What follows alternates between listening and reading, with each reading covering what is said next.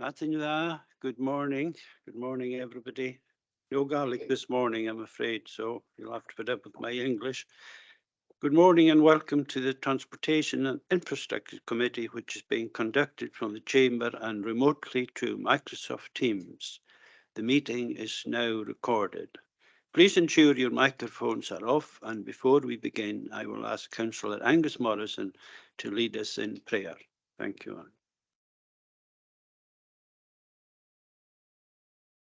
Lord our God, we acknowledge this day anew that we are accountable to you at all times. You are the Lord of Lords and King of Kings. And as we continue on the road of life, the journey of life, Lord, we are gathered before you all in our individual capacities.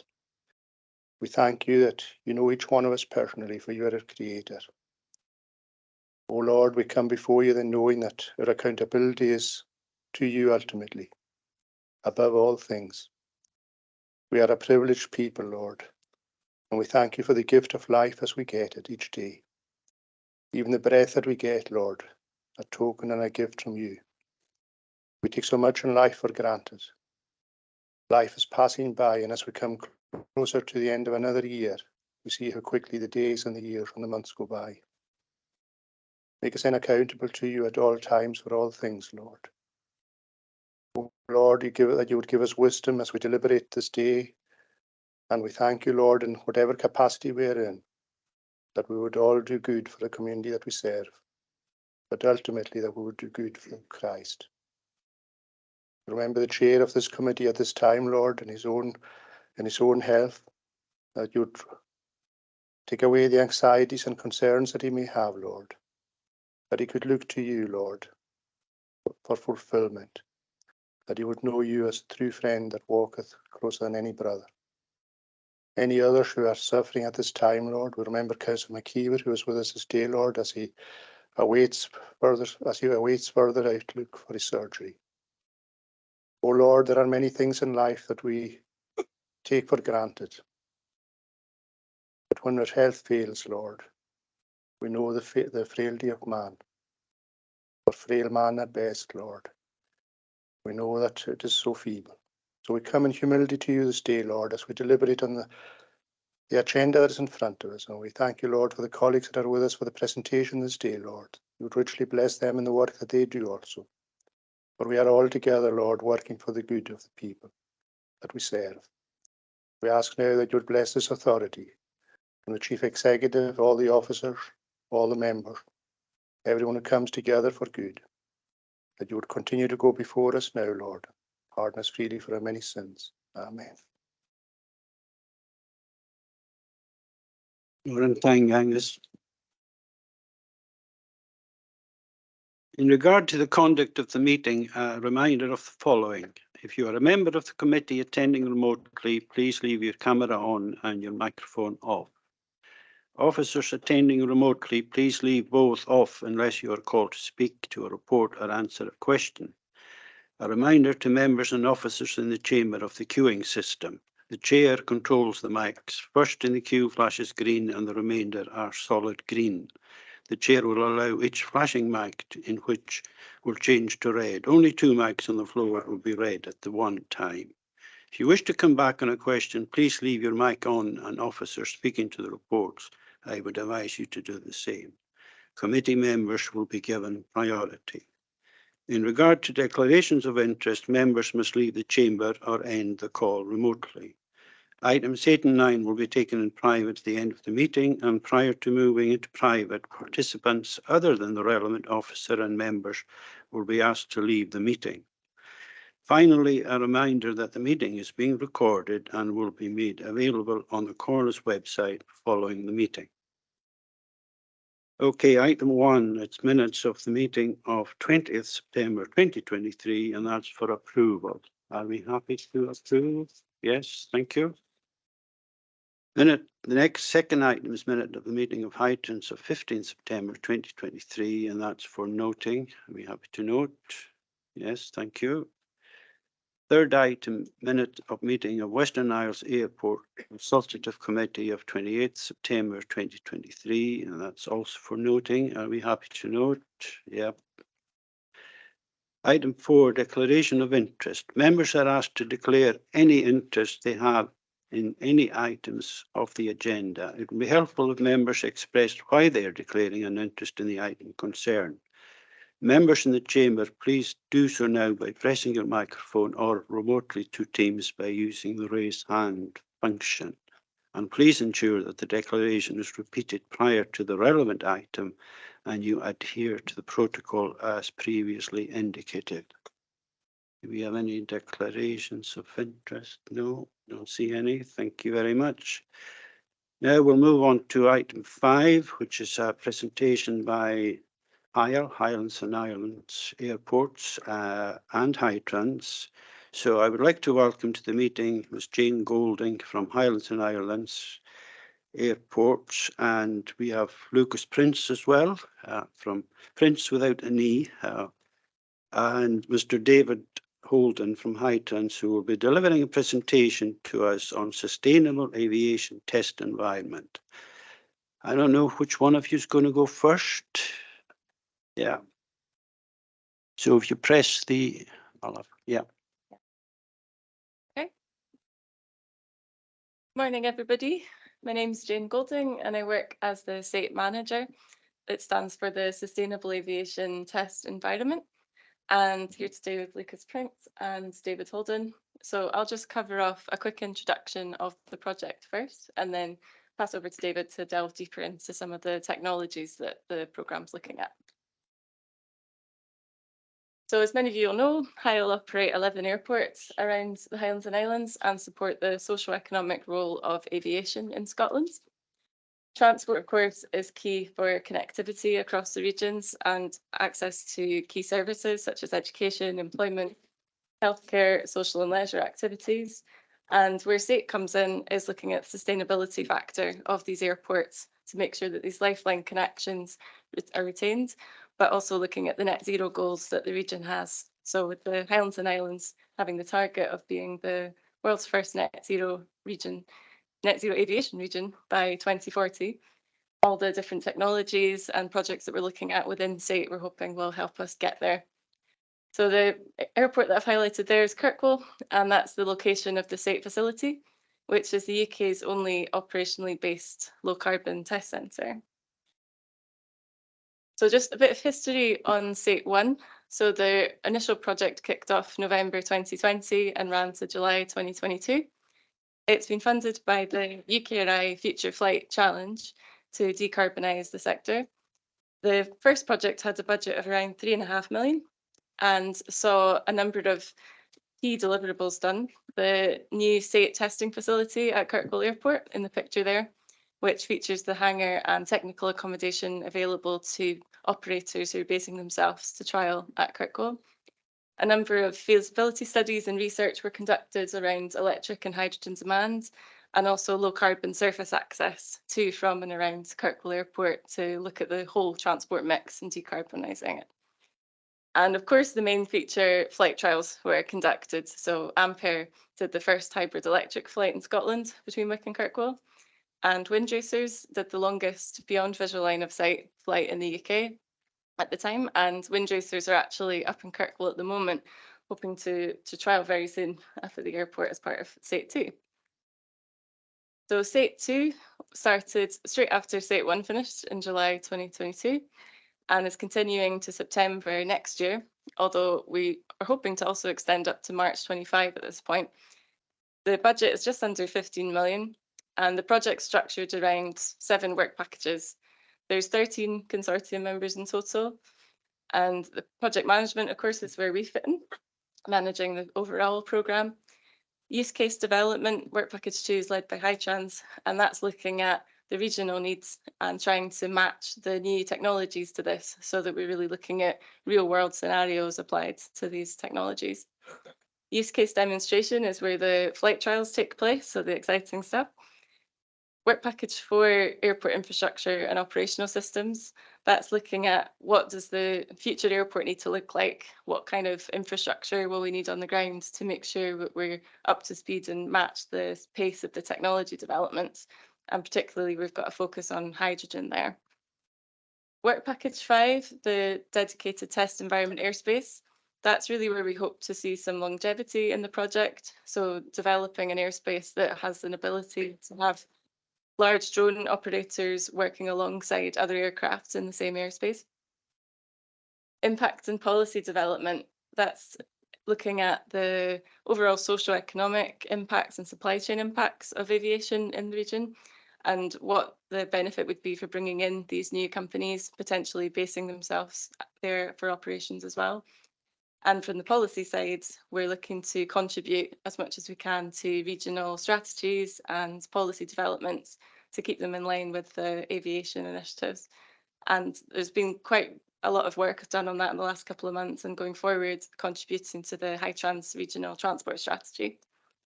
And lastly, Work Package 7 is the exploitation and dissemination. So that's really making sure that we exploit everything we can from the project and disseminate the right information to the right people. And that's where a lot of the work that David and Lucas are doing as well. I'll just pass to David to get into some of the more exciting parts of the project. I can't promise too much excitement. Let me have a go. So first of all, thank you for the invitation to present to the committee today, because we think it's timely to bring you up to speed with where we think the development of sustainable aviation has got to and what it potentially offers us in terms of some solutions and some commercial realities in the relatively near future. Our work started back in 2020, and it was very much then around come and show us your technology. Does the technology work? And we've progressed through that into seeing that the technology is being developed. Millions, well, billions of pounds worth of venture capital are going into sustainable aviation, and I'll talk to some of the different strands in a moment. And what is quite interesting is that now it's not the technology that we now doubt. We're now looking at what is the application and what is the real value to communities and the real cost associated with this activity, and where will the real benefits be from using this technology.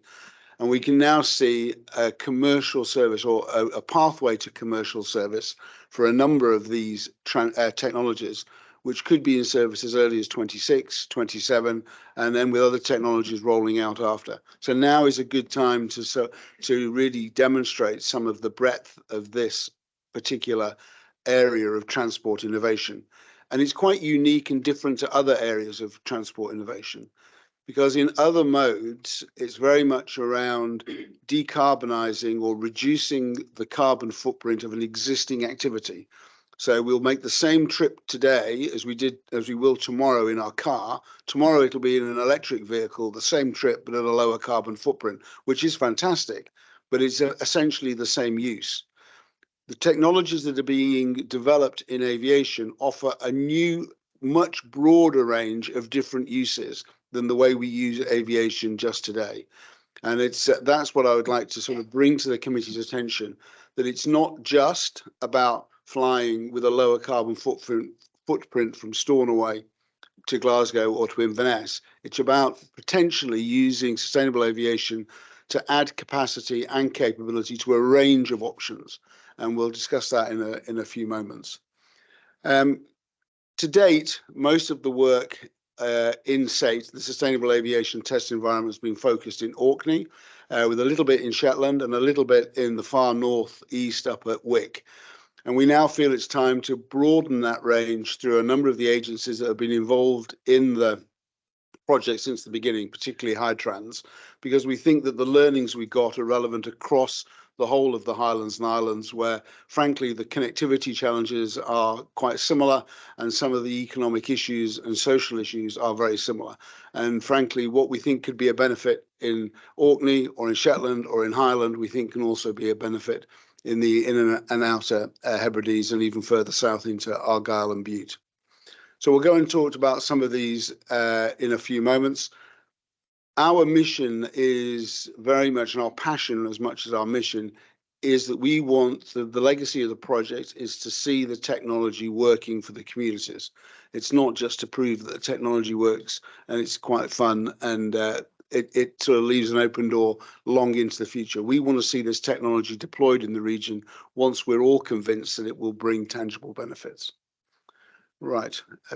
Yes, I got it. Bit of a busy slide.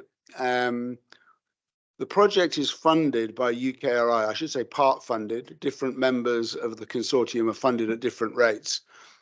But it's funded by the UK Research and Innovation arm of the British government, UK government. And they set out a vision of what some of this would look like in 2030. And they set this vision out a couple of years ago, and quite well, good for them. It actually has some resilience to their vision. And it started to look at what drones would do. And we've actually taken that and looked at what much larger drones will do rather than the small drones. We'll talk about that at the moment. They talked about the development of what in the industry is called advanced air mobility, is called air taxis, it's called electric vertical takeoff and landing aircraft, an area that has received almost unprecedented amount of private capital. We'll talk about that. And then the area of regional air mobility, which we'll expand out on. And regional air mobility is effectively was thought of as the 9 to 19 seat aircraft and the decarbonisation of those aircraft. In effect, the development of either new or retrofitting existing aircraft with low or zero emission powertrains. What's happening to the industry is a revolution. Within aviation, if you go to the aviation conferences, they talk openly about the third revolution of aviation.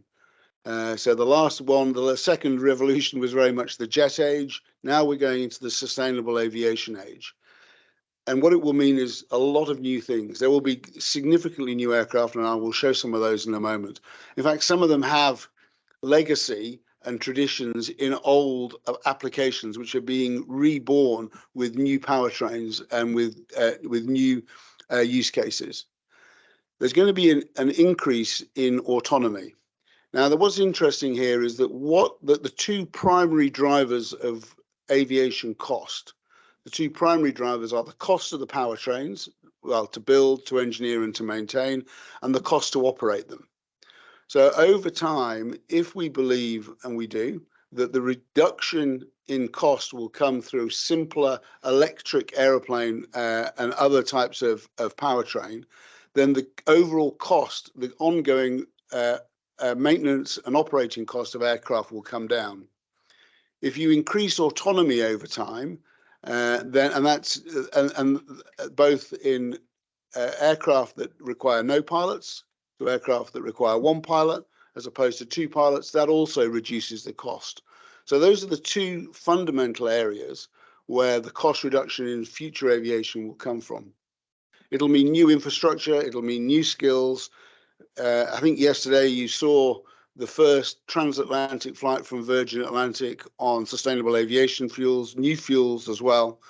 And those new fuels actually focused initially more on the mid to longer range aircraft rather than the short range aircraft. We'll see new routes.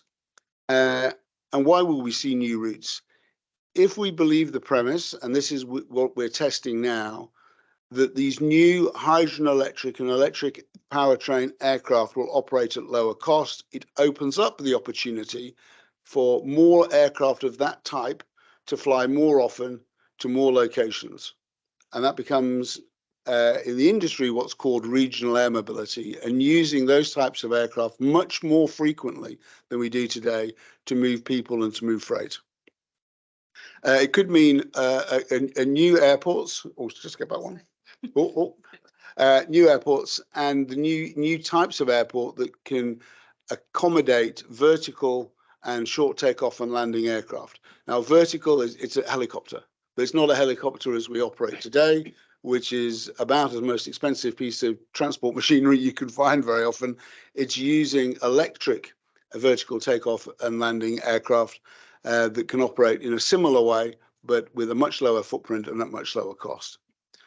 Overall, we see aviation playing a much larger role in regional transport systems in the future and not a smaller role. And that adds capability and it adds capacity, and it starts to add all sorts of interesting questions around how to get that mix right. And one of the things that's very much developed in the project is the project's moved from technology, does it work? Technology, what's the application? It's now moved into how do we integrate this into a regional transport system, and what does it mean for the mix of transport potentially going forward, and some of the difficult decisions around where we spend our money, especially some of the large capital infrastructure issues, and where we place our time and effort and resources in the future. I want to give you an idea of the different strands, because it's you can imagine quite a complex picture. And these are how we think of sustainable aviation. And we think of it in 5 different strands, all operating with a different timeline, with slightly different technologies, and of course, slightly different use cases. And all of these technologies have been working in conjunction with our project. Some are consortium members and some are associate members. I'll just take you through the strands so you've got a framework of how this is being put together.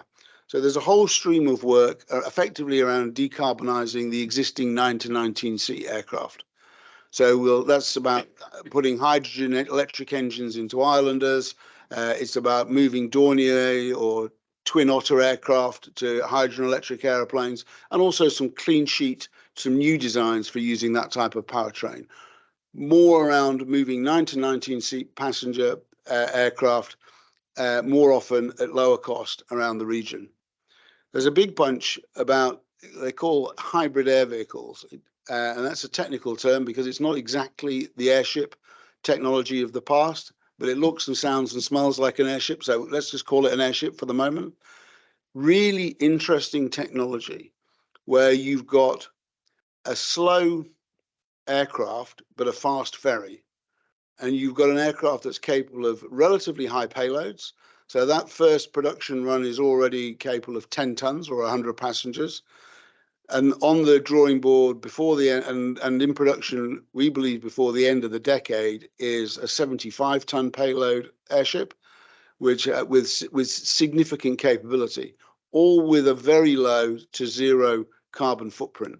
Quite a revolutionary way of decarbonising aviation and offering some additional capability to some of the way we transport freight and we transport people around at the moment.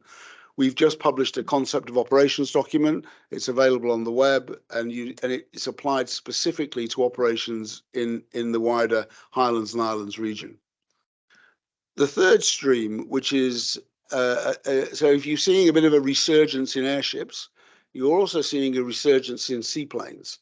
And it's an old idea, but with a new twist.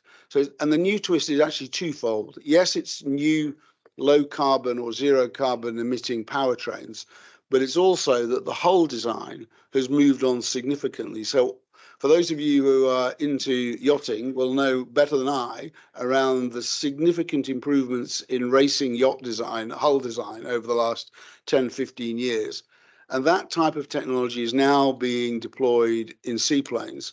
And seaplanes are becoming actually suddenly a really interesting form of moving with a zero carbon footprint, obviously in a maritime context. And they are small boats with wings. Well, some of them are not so small, actually, when you start to get over 100 passengers, but also the capability to land on the land. So really very interesting resurgence.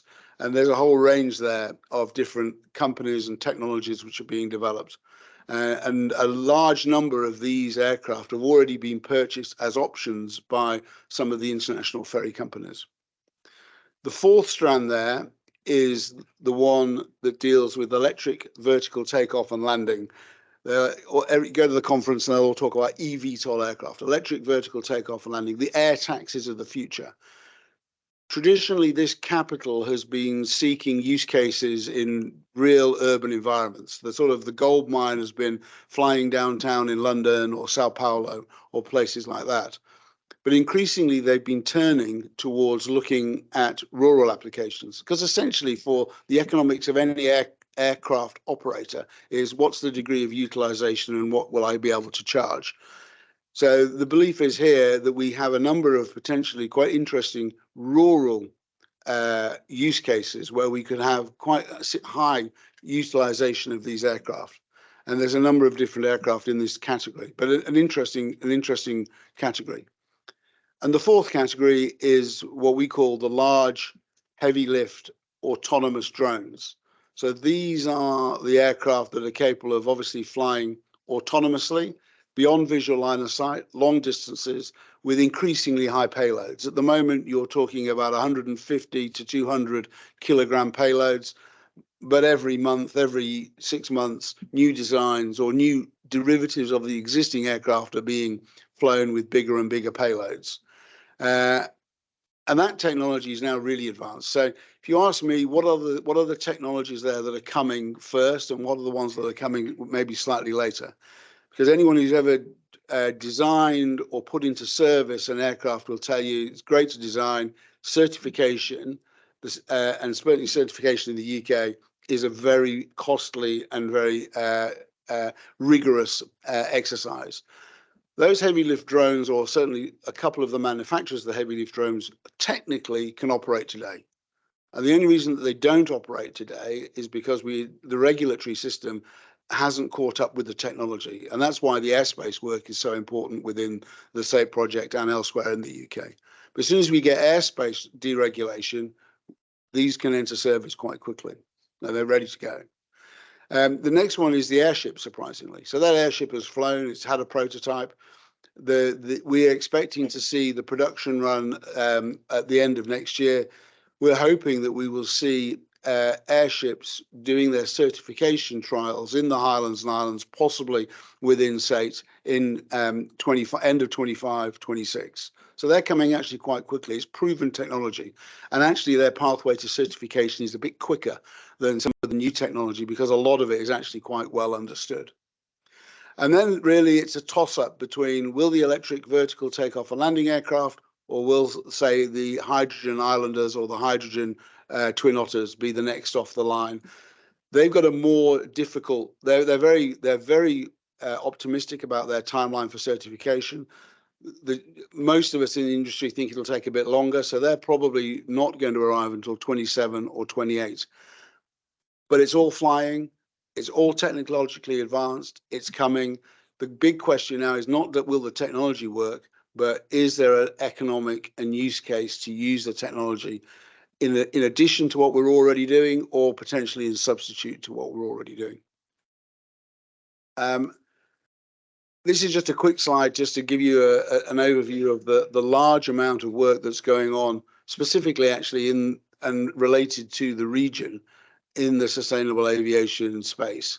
So we are looking specifically around how this technology could be developed and how it could be used, and what the use cases are, and some of the early economics that are coming out of using airships, of using electric vertical takeoff and landing, what the implication is for the infrastructure. Large companies like Bristow, who actually have in the public domain already announced they've got over 150 options on electric vertical takeoff and landing aircraft, one of the premier verti-lift operators in the world, looking specifically at Scotland to introduce that fleet. And they're looking now, they've already hired a very senior guy in Aberdeen to run this project. So there's a lot of movement around this. And I'm not pretending we're coming to the committee today to present the final solution, but we are now 2/3 along the way on the journey to having these aircraft close to proven, and the economic case resilient enough to start to think of it being properly engaged within the transport strategy. I've probably talked for too long, because I always do. And I just wanted to give Lucas just 5 minutes just to talk about, just to give you an idea of the dimensions of the testing which is going on at Orkney at the moment. Can you put yours off, Jane? Oh, yeah. Yeah. Lovely. Thank you, David. And yeah, good morning to you all. And thank you for inviting us to speak and for the warm welcome. We've spoken about Ampere, which is the technology to the left that's flown between Wick and Kirkwall. But I want to give you a flavour of what we've been doing in particular with the heavy lift drones and technology called wind racers. So wind racers is quite a significant and substantial piece of equipment, 10-meter wingspan, and the proposition is 100 kilos across 1,000 kilometers. So the distance and the payload is there. They are currently with us in Kirkwall at the Sustainable Aviation Test Centre. And really what we're going to be doing this time around, so we've done the longest BVLOS flight. That's really good. But this time around, what we're looking at is something that's called a hub and spoke. And it's really introducing a logistical network of having unmanned aerial vehicles with a heavy lift payload capability to be able to provide connectivity across remote and hard to reach areas. And the whole idea of having a hub that could be an airport or an airfield, and or any future location that could serve as a vertiport or conventional port, and having spokes where you could have deliveries being taken to and from. And I wanted to give you some of the flavor of the use cases that we've been working on locally and how those may translate to the Western Isles. So we've looked at taking time-sensitive, perishable, high-value food produce, mainly shellfish, looking at the spokes being the outer isles that traditionally rely on the ferry network and have to be transported generally within 72 hours to its end location, and seeing whether the heavy lift drones could provide connectivity to the main hub and have something like a traditional aircraft or indeed a ferry to then haul it down to the end destination.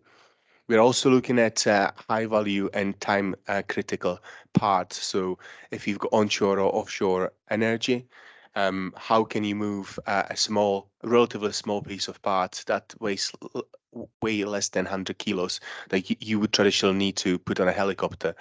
So there's plethora of use cases. NHS is a particular interesting one, where you're thinking, how can we provide supply and the lifeline supply to patients rather than rely on the traditional routes, having something smaller that can fly more frequently, information, doing multiple trips on demand or scheduled, an ideal combination of both to provide a connectivity. Wind races is a technology. If you've seen some of the newspaper clippings, they've recently landed on an aircraft carrier. They do extensive testing over and beyond, say, at their test facility in Wales. They are off to Antarctica, where they are going to be operating the drones from Southampton from their head offices. So the technology is advanced, as David already outlined. It's now really looking at the deployment of the technology and how they come to commercial operations and how that's supported within the overall environment.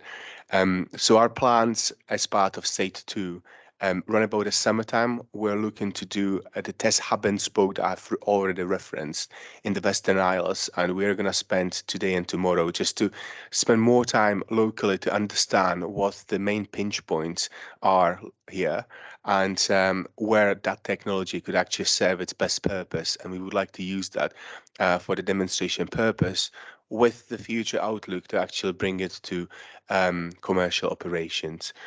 And one other thing I wanted to mention as well, what we are undertaking currently, and that just kind of puts together the whole piece. We work on an integrated airspace, which is called an Orkney Trial Test Zone. And it's all about how can we integrate an unmanned aerial system into current aviation traffic. So integrating UAVs into an unsegregated airspace. And the whole point, so why is it beneficial, is to see how the commercial operation can work in a real world environment rather than having to rely on demonstration cases. So we will be coming to Western Isles. We are very keen on making sure that the use cases we are demonstrating here are meaningful to the communities and to the businesses. And we're looking to engage locally more to really understand what pressure we can alleviate or how we can support. Thank you.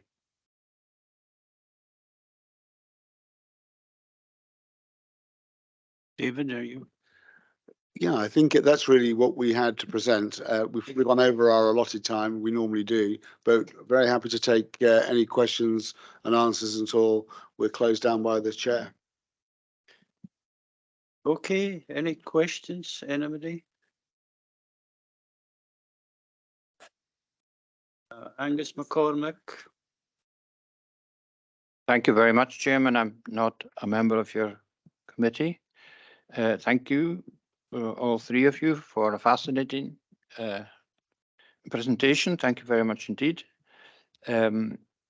I'm very interested in this technology, and I would love to see it in operation. Maybe I will never see it in operation, but there's a chance. If I live to 100, maybe. But what I was going to ask you was a quite serious question, and that is, you're going to need a lot of electricity for this. Will you need a battery at the airports? I'm interested to know. Yeah, it's actually a very pertinent question. So, to some degree, there's a choice between how we generate the electricity on a large number of these technologies. Will it be through the more traditional battery systems that you see today, which would require more electric charging facilities at the airports, and airports are used in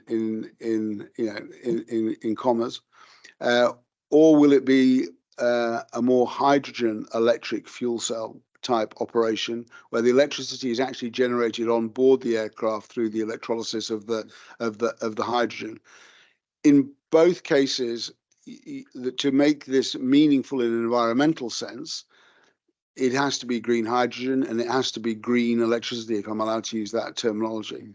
Now, one of the benefits that we've had so far in our early testing is that, in the region and particularly in Orkney, we have a surplus of both green electricity, and it's one of the few places in the country which actually does manufacture green hydrogen.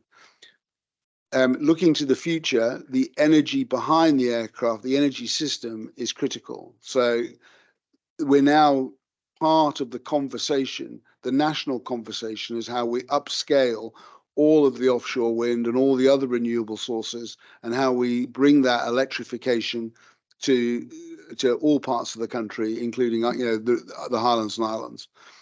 I don't think for the regional aviation, when we've done the numbers, it will be the deciding factor in terms of the electrical system. There will be bigger draws on the electrical system in the future than regional aviation. Not least all the things we want to do with the housing and the heating, and with other forms of surface transport. But it is a very valid point. If I may, just very briefly, I mean, we have a very good community renewables in the Western Isles at the moment. Would there be merit in your speaking to them with regard to their possible involvement in the future?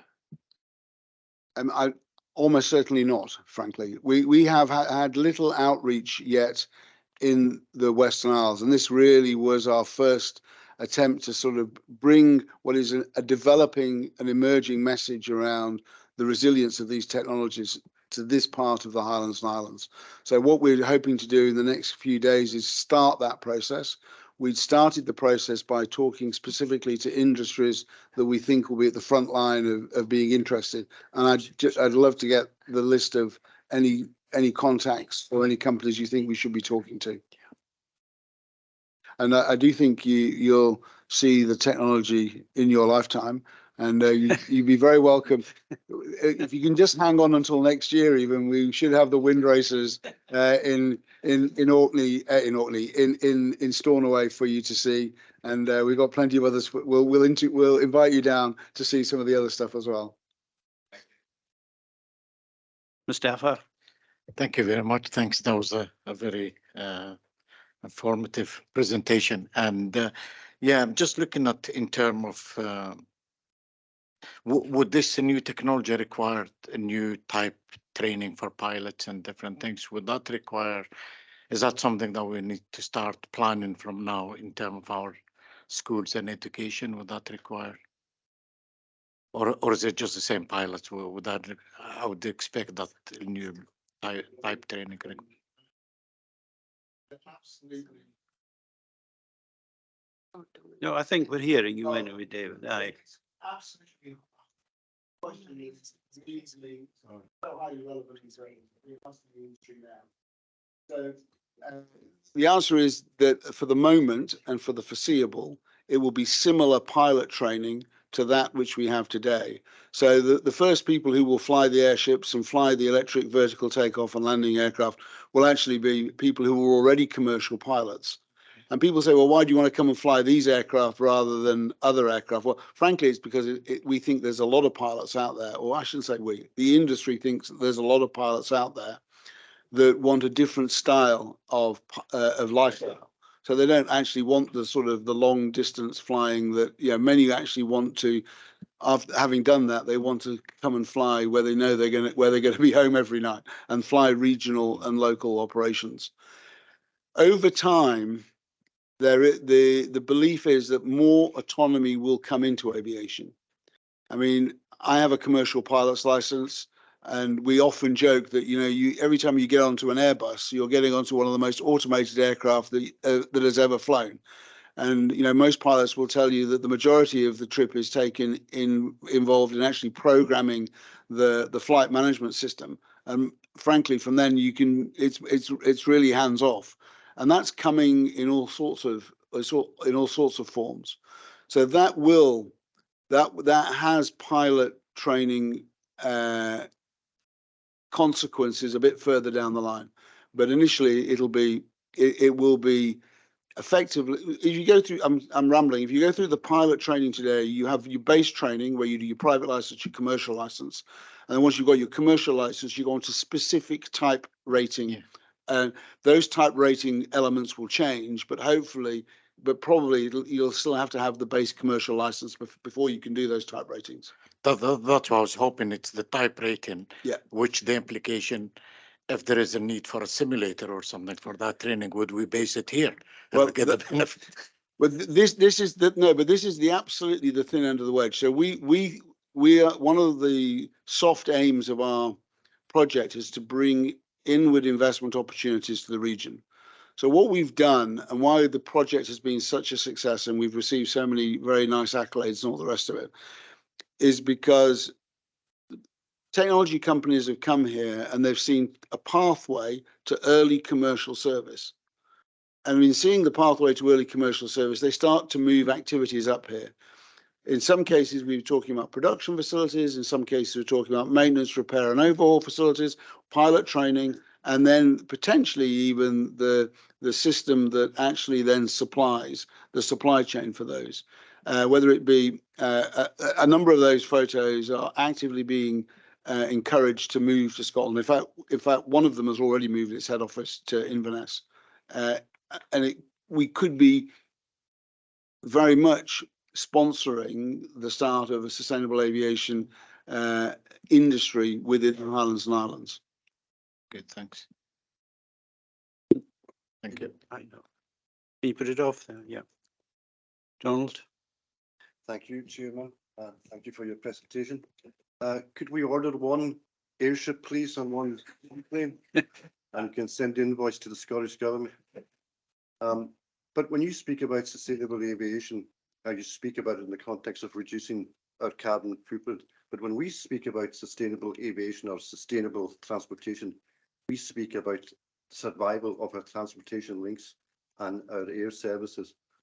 So I'm just wondering, in that context, how this can merge in terms of using this technology to secure our future transport links.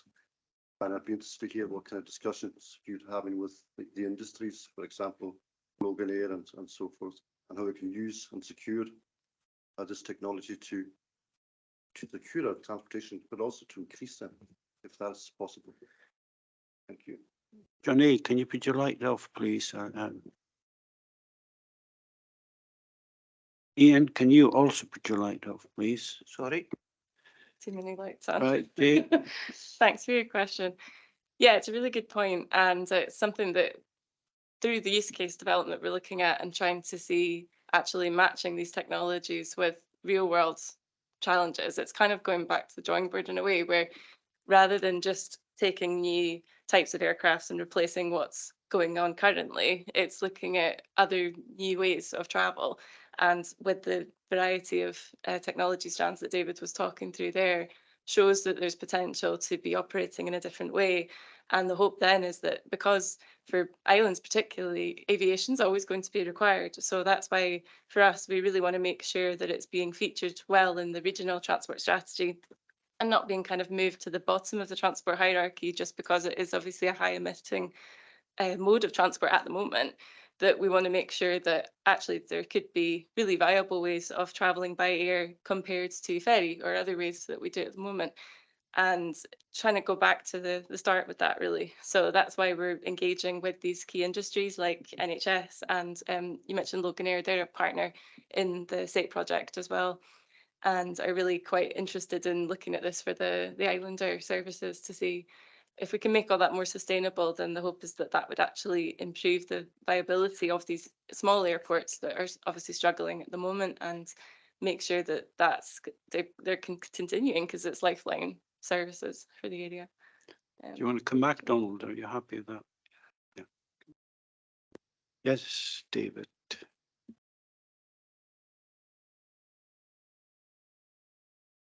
I just wanted to add to what Jane was saying, because actually, Yeah.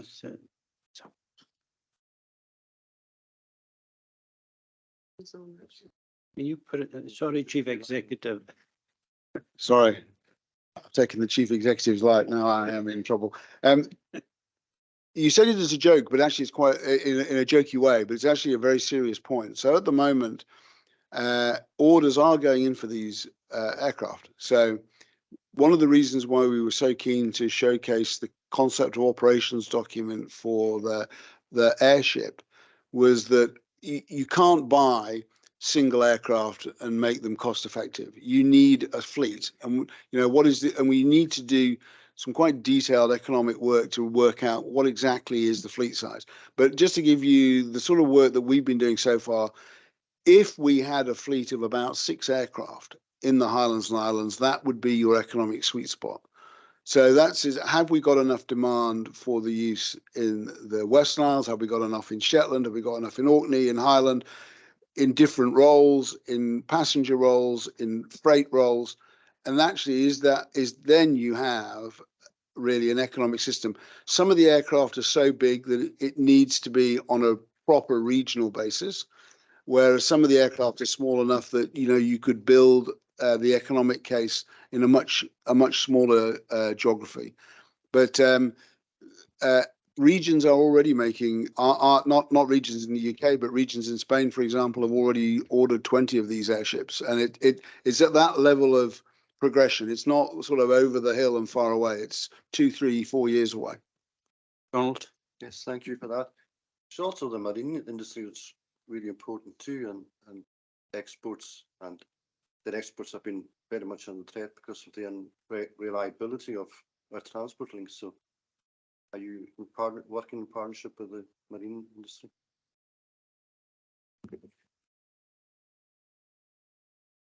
On the marine industry, so the crossover technology for us is very much the sea markets.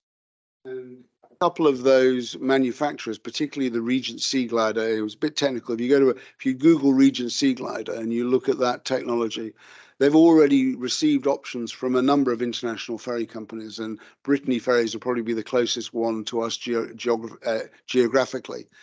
But it is starting to become a real crossover.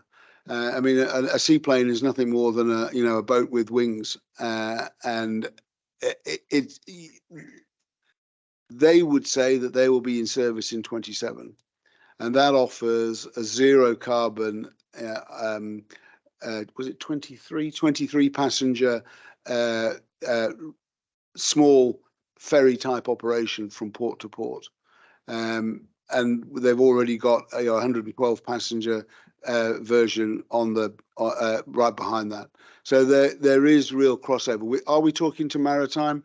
We have just started following the UKRI maritime funding streams. We haven't to date made any maritime application, but we're starting to get into that. And we think that the next level of UK government funding will be a multimodal view of transport rather than the segment focus that they have today.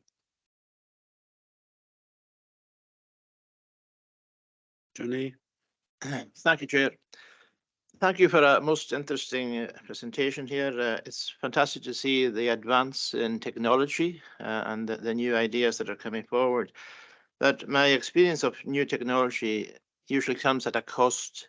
Will this have an impact on fares? Because we are exorbitant fares as it is. Yeah, key question. The key question is, what is the price point for the consumer? Now, and that is a key challenge. Because what do I mean by the key challenge and the discussion point? Is that inevitably the cost to initially get the technology to market, there is a bubble of cost, quite a high cost. And even if you believe, and we do believe, that the ongoing operational costs will be much lower after the entry to service, how do we help companies get to that entry point? Now, I think that's not a role. Personally, I think it's a role for local. I think it's a role for national government, and that's what governments around the world are doing. Whether you're in the US or in the Middle East or even in Singapore, people companies are receiving that incentive to get their technology to market on the principle that once it's in the market, the price point will be low enough and they will have sustainable business and economic value going forward. There's a good debate to be had, and it's probably a bit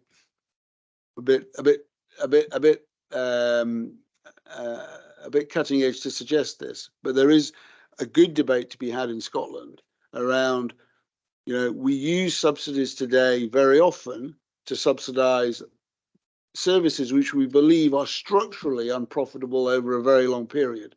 And the question is, should we be looking at a system where we give some more incentives to bring new technology to market on the belief that they will be sustainably, economically more quickly than the existing structures that we have today? The aircraft of the future will be sustainable, which is beautifully said, not just from an environmental perspective, but if they're not sustainable from an economic perspective, then actually aviation won't contribute more, it'll contribute less. But I think there are mechanisms to do that. It was just to add on that as well, what David was mentioning with the PSO's potential as well, because we've been liaising quite a lot with Transport Scotland on that just in the last few months, and how we can work on maybe having that as an incentive so that there's a requirement for some of these operators to have lower emission aircraft as part of the PSO routes, and that could be a way in that helps with bridge some of the funding as well. Chief Executive, yeah. Ian, I think you had Duncan.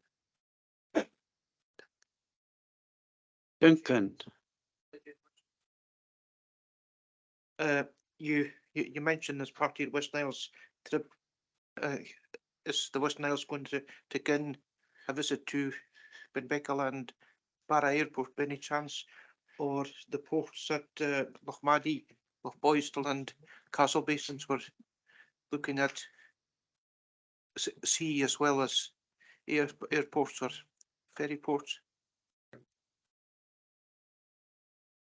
We're not on this trip. We're just in Stornoway, Okay. but this is the first trip. We are regionally based. We're based in. I mean, the team is based in Inverness and Orkney. It's now incorporating the Western Isles within the whole of that High Trans region. So our plans is to make many trips now to the Western Isles and really understand the issues, the business issues, the social issues. So we've got a framework of reference that we've learned in Orkney and Shetland. It won't be a copy and paste, but we've now got the experience to have a bit more of the dialogue on the technology side. We now need to understand your issues, and do we have technology that could offer, an interesting solution to some of these issues? We think we do.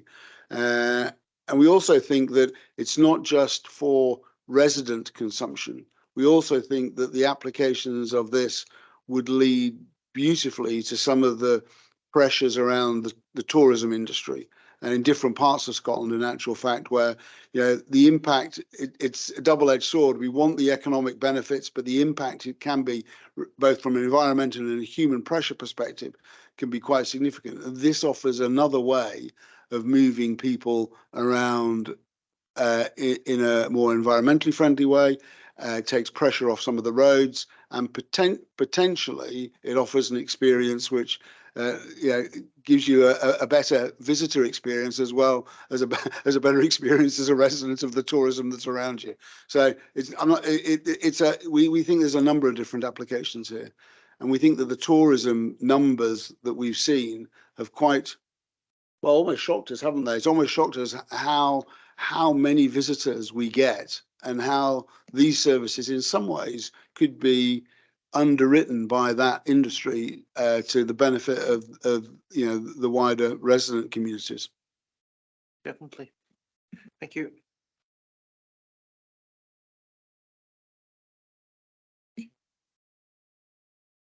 Okay. Yeah. Well, thank you very much. Very interesting presentation, clearly showing the innovation that's been developed within Comhairle and how things will develop in the future, and clearly the way any industry that will be participating, whether it be tourism, seafood trade or whatever, cost will come into the equation on whether they'll decide to do something one way or other than the way they're doing it at the moment.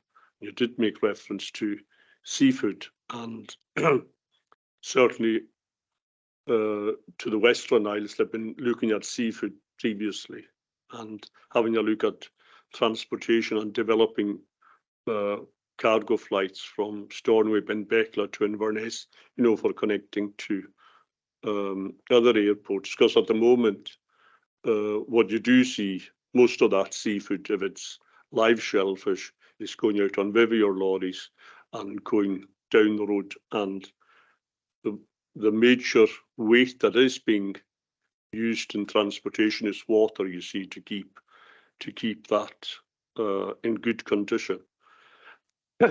So having a look at new technology, you'd have to have a look at whether there'll be any restrictions weather-wise, on how they can operate, particularly when you're talking about drones, and are they going to be flying in what type of weather conditions, and making reference to kind of new airports being developed, what type of cost would be implied in new airports? Would it need the same number of people employed at airports as you do have at the moment? Firemen, for example, are needed at all airports, a huge cost.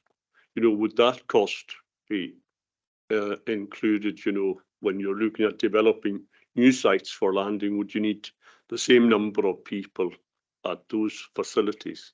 And as the seafood sector is developing, we're seeing increasing into a global market, and that is what it used to be, a European market, but it's no longer a European market.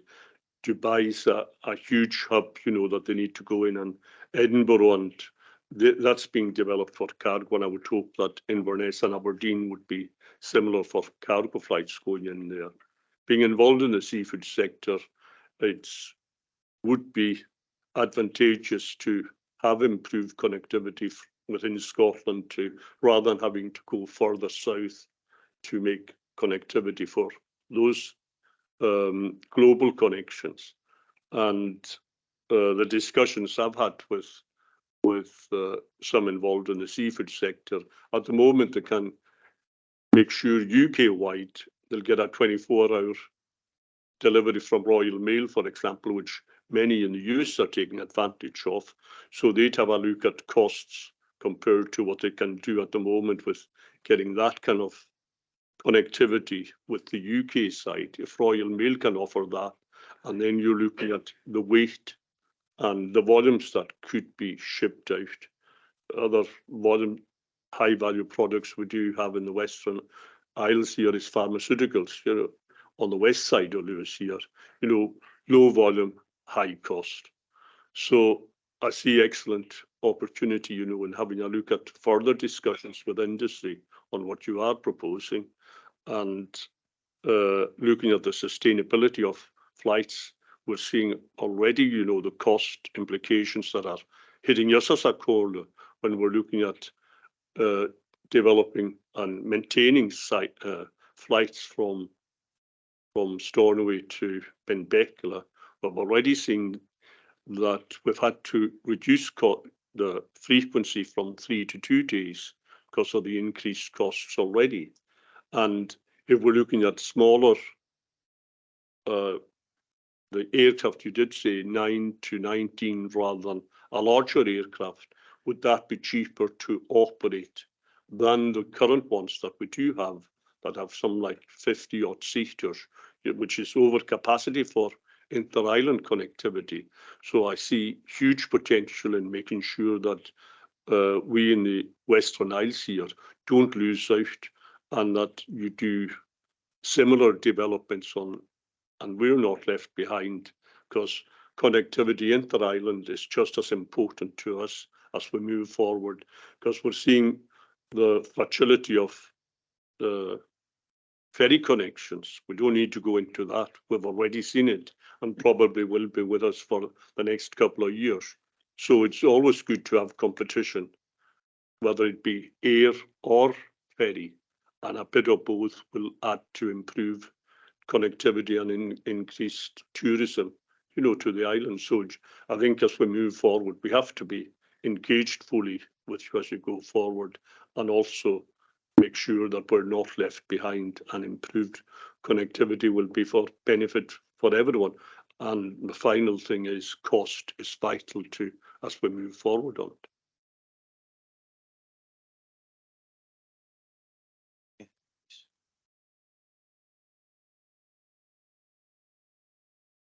Yeah, so thank you for that. I mean, there's so many excellent points and great conversation. So from the point of view, you just made a really good point, which is, yes, you've got a technology, you've got the use cases, but now when you bring it to our region or to our setting, will that technology actually work? So if you use the example of the concept of operations we've done with hybrid air vehicles, the airship you saw there, it was specifically looking at the technical feasibility, the infrastructure requirements around operating the airships, and the economic feasibility as well.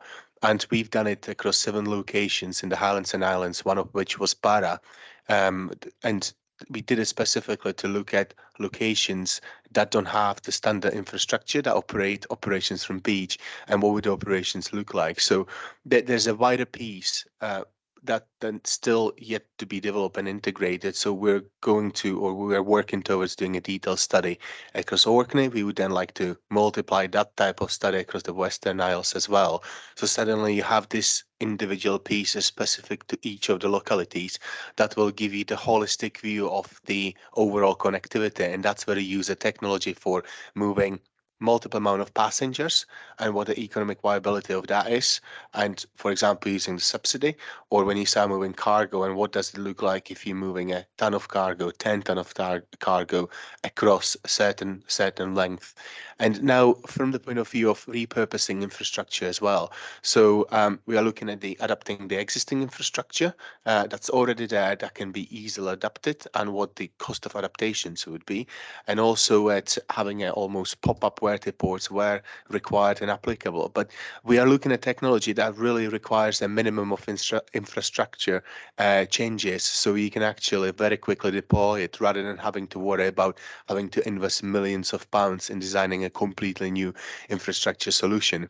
And it's the whole holistic piece that we referenced here, where we're not blessing one mode of transport over the other, but we're actually looking and working out what's suited for that specific location, what can actually help at what cost point and investment point, and how that can be all incorporated.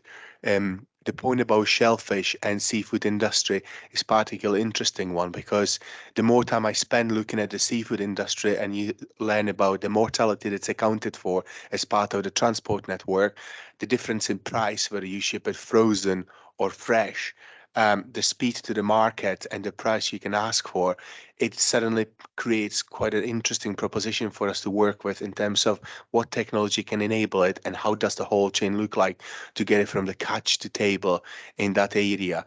And that's why we're doing a lot of work with these different technologies, looking at small short flights with relatively small amount of cargo, and then looking at the heavy lift stuff like the Airlander taking 10 ton at a time, and looking at the destination where it would go from to. And that's the whole connectivity piece. So it's broken into looking at the movement of people and communities, the support of business, and also looking at the tourist market, which almost one of each of those pieces interline rather than being siloed in its approach. If that answers your question partially, but we'd be absolutely delighted to discuss this further. You want to come back, Duncan? Yeah, thanks very much. That covers some points. And you rightly say, whether it's for a live market, for a frozen market, makes a huge difference to the price that's paid at the far away end. However, you have to have a look at technology. We've got a new fish or a seafood processing plant in Stornoway. They've got new freezing facilities now. The quality, once it's frozen very, very quickly, the shelf life is 2 years. That allows them to send over to Australia by sea cargo. Just matter though, it takes a month to go there. It's got a shelf life of 2 years. The freezing facilities they had there previously didn't allow them to do that. So an industry will adapt to transportation links depending on what the cost is. And I see, the way forward you do have on moving and having a look at it's emerging global markets that we're seeing, because the Far East, Australia, New Zealand is opening up, and so is America and Canada as well, because there is money there.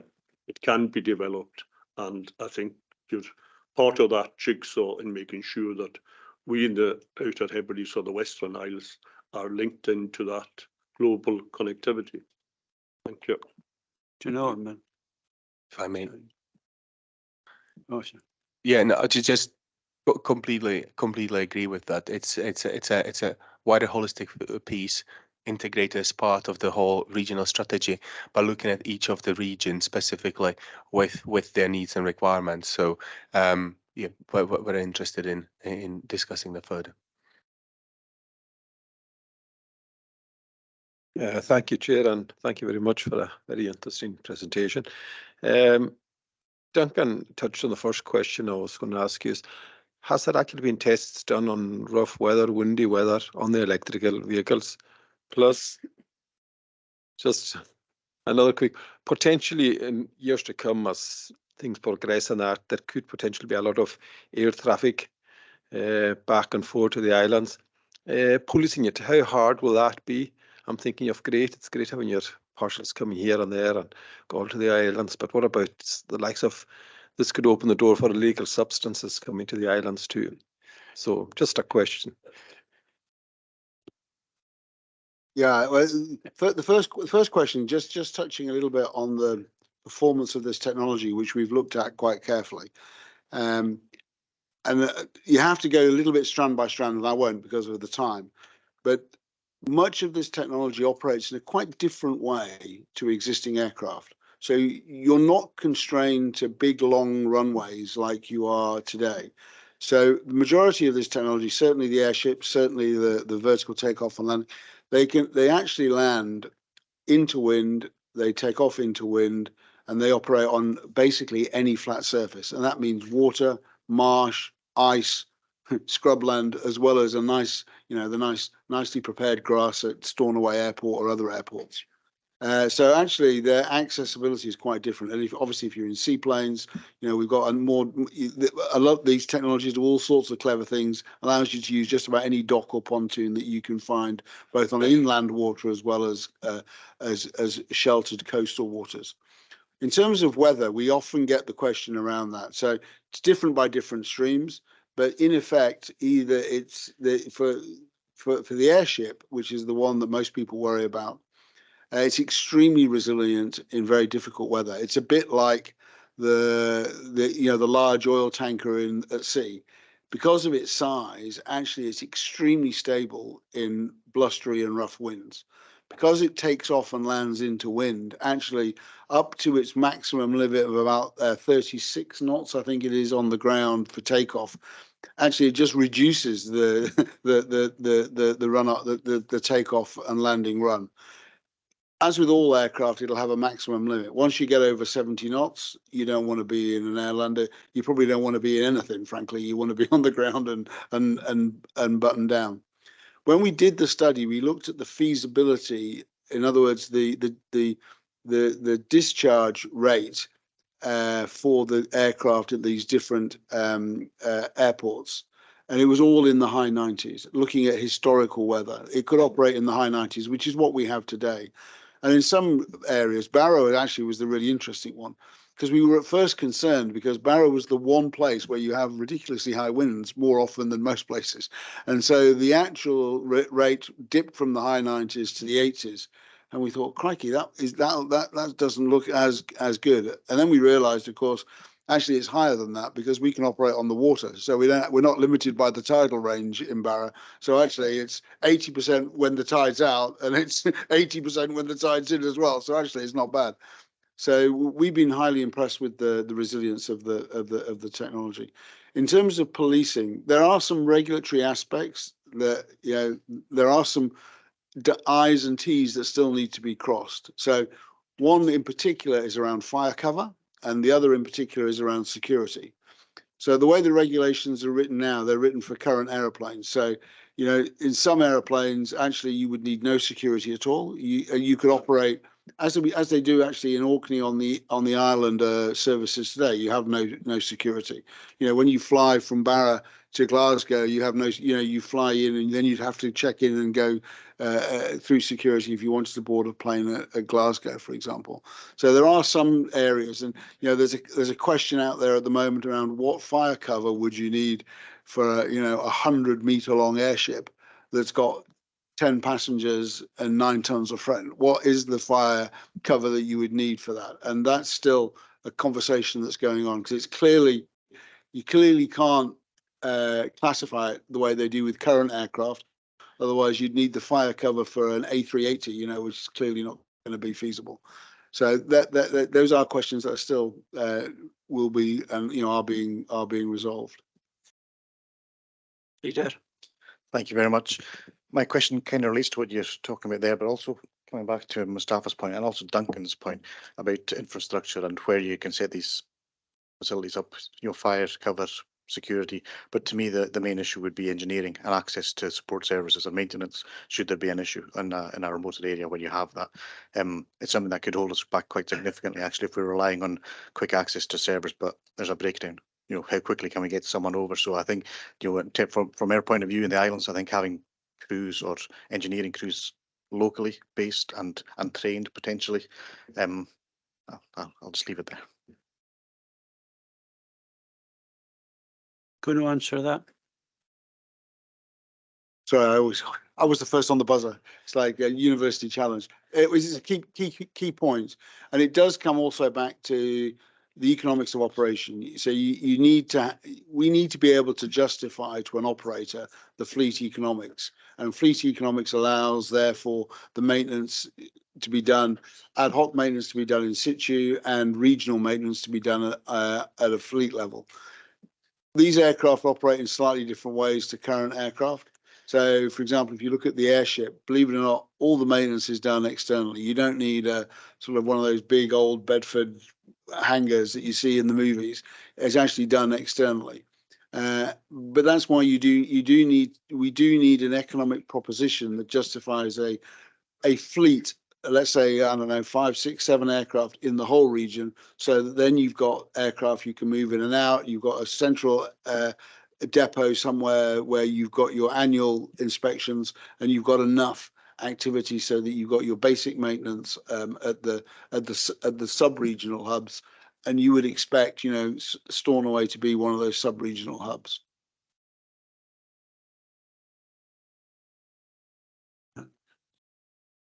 Problem. Thank you, Chair.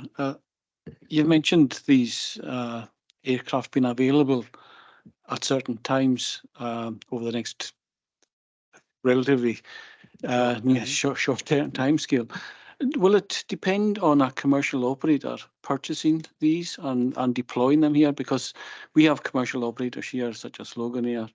Are you in discussions with them as to when they could deploy to areas like the islands?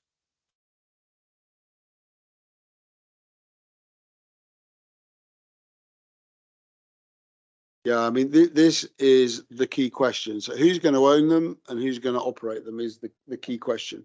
And Loganair are very much a part of our activity, and they've got a front row seat in seeing all of this technology being developed. And I'm sure they're making their own evaluations around what their level of interest is. We do also think that it will attract other potential operators, new operators as well as existing operators. We've already seen, for example, people like Bristow starting to launch substantial pieces of work to look at how they can bring electric vertical takeoff and landing aircraft to the region.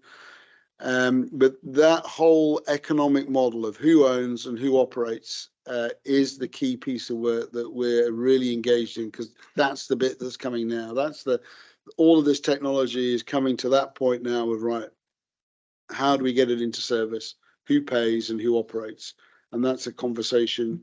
I think we talked a lot about the demand for the service this morning, but the actual economic pull will be the key next stage.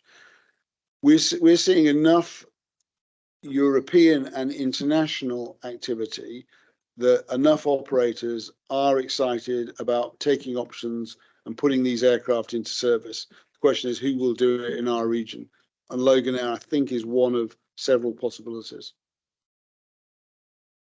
And Archie? Thank you, Chair. You know, you've come out with loads and loads of positives from this. You know, very exciting, and especially for more rural places to get a good service. What are the costs compared to what we have just now? And I know you're still at, you know, the development stage, and that's still costly. But what's the other cons as well as the main costs compared to what we have at the moment, and what's the other cons? Yeah, thanks. And yeah, as David touched on, we know that it's going to be a higher cost initially, and then the understanding is that operational costs will be lower going forward. But yeah, aside from that, I think funding challenges is obviously always a top priority, and we've been really fortunate to get the Future Flight Challenge funding to do this programme, and we'd be intending to build on that if there's a Future Flight Challenge 3 and a state 3 that we can continue, because we're really passionate to try and continue this work in the Highlands Islands, and I know that it's really recognised as well as a lot of the good work that we're doing. So access to finance definitely is one of the key kind of cons, I suppose, and that it's going to cost quite a lot initially to get this stuff into service. Regulations too that we touched upon, that I suppose it applies to lots of new forms of transport, that quite often the technology can be ahead of where the regulations are, and we need to make sure everything's done safely and compliantly, and that's quite costly and time consuming as well. And I think a challenge too is, while we build this stuff, is to try and get enough input from operational level. So that's where, you know, High will come in as a key partner within the project, and working with the staff on the ground, is to make sure that these studies that are done and the kind of policy work that we do is being properly engaged with the people that are working day to day at the airports and operational. But it's a challenge, because you've got people who are obviously resource restrict as it is, and you're trying to get enough information to make everything viable. So that's one.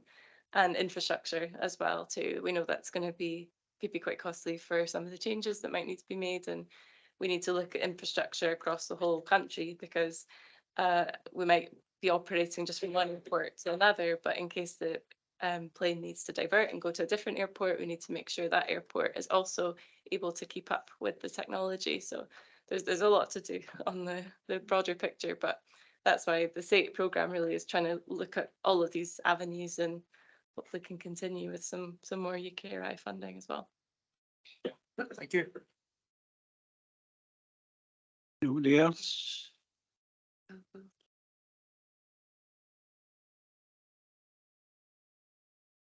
Can you put your mic on? Just to the Make sure commercial it's a pilot. short comment. Very short, just to the commercial pilot. I think the emergent message is very positive. I'm just wondering, in the test, have you encountered any challenges? You know, like with a conventional airplane, if you lose an engine, you can still land and carry on. So what happened?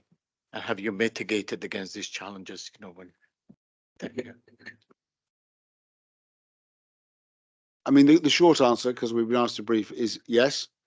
And also, in the end, we have to put some faith in the civil aviation as the UK regulator. They will not certify technology for public use in any shape or form unless they're absolutely convinced, along with me saying we are, but they have to be absolutely convinced of its full safety to public transport standards. What we've seen so far in the test technology that we've seen, certainly within the 2 or 3 that we've highlighted today, is really extensive testing, exactly what you'd expect from serious aerospace developers, and the performance has been to a very high level. But it won't be in service until the CAA give you that certification. So you're going to land safely, Mustafa. You're all right. Okay, anybody else? No, I think you had a good session, some searching questions, and I hope you found them very useful. But we need to keep in touch, David and Jane and Lucas, going forward. And your next visit to the Western Isles will be when? Have you worked that out yet? Very early in the years. Yeah, okay. We feel now that we've come to the Western Isles and been adopted by yourselves as well. So Yeah. we're now part of SAID, so to speak, if that's okay. We can't have everything in Orkney, can we? No, we can't. No. Okay, thank you very much. You're free to leave now.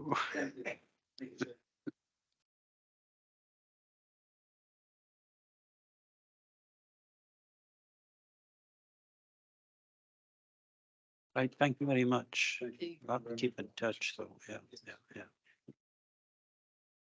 I hope you found some useful. Yeah. We'd like to